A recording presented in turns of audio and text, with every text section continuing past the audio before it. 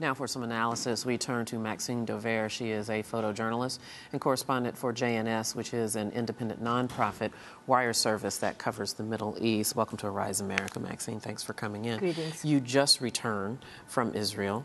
You said that you left on the day that they announced or found the three Israeli teens' bodies. That's correct. Tell me, what was the atmosphere like? On those moments, it was shocking. It was emotionally shocking, although people intellectually probably understood much earlier that the boys were not likely to be found alive. There were rumors about the tape, initially rumors and then confirmation about shots that were heard on the tape, and now that the tape is online, those of course are confirmed.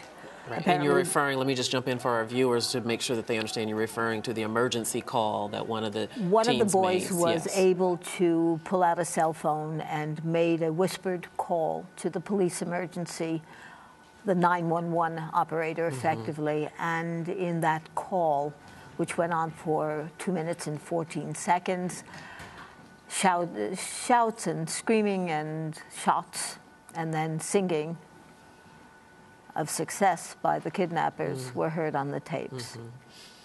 A bit inhumane. Indeed, indeed. I'm just wondering, even then, which was a week or so ago, right? No, that you were there. Than that. It was, yes, you're right.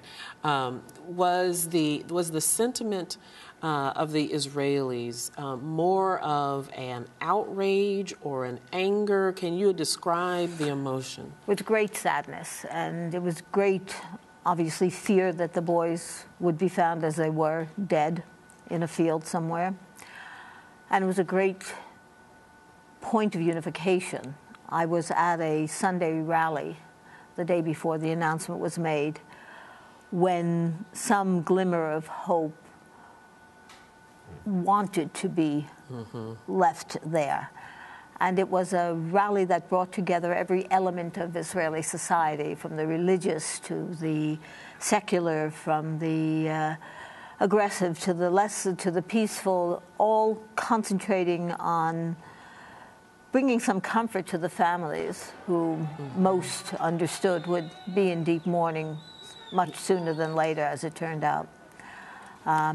Performers from across the board of Israeli culture sang, each of them a single song. And they rose in emotion as the evening progressed. And let's jump forward, of course, almost immediately. Then what is believed to have been a revenge killing. Mohammed Abu Qadir was taken and killed, burned alive, we believe. And the leaders, Mahmoud Abbas has condemned the violence. Benjamin Netanyahu, of course, has called this young man's father, the Palestinian teenager's father, hoping to de-escalate, to tamp down the tension. But is that enough? Or are there enough people on the fringes that might push this? It's a start.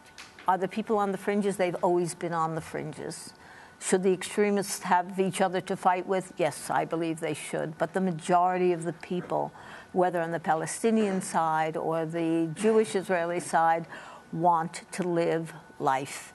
I was in a development called Rawabi, which is a city that will eventually house some 30,000 families in spectacular new towers built out of the mountains, out of the deserts.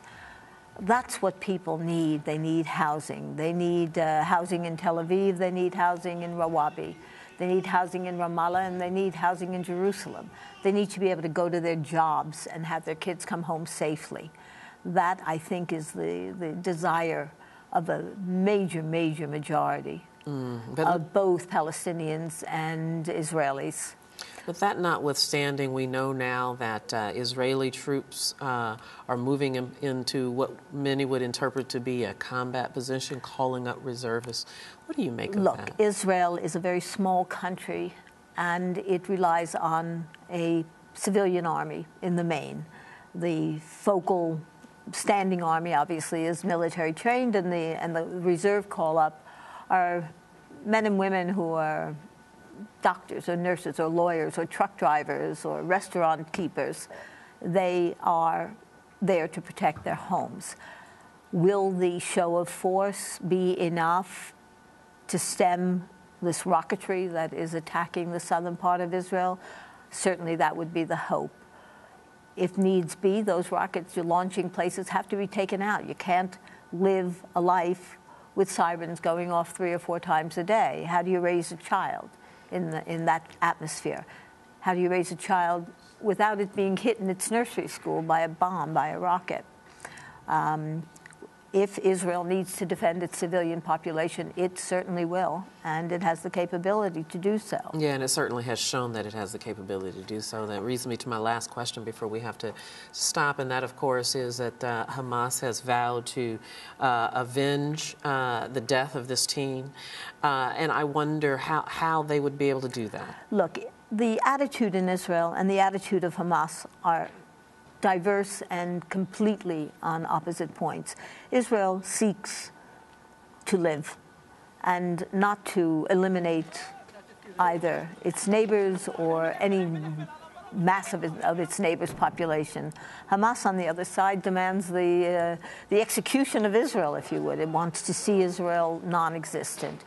That's not going to happen. Israel will protect its people and its statehood, as any sovereign state should.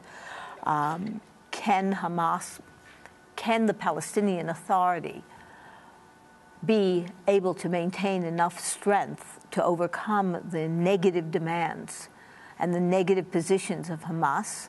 That certainly would be the hope. And many in the Israeli government are in favor of a two-state solution.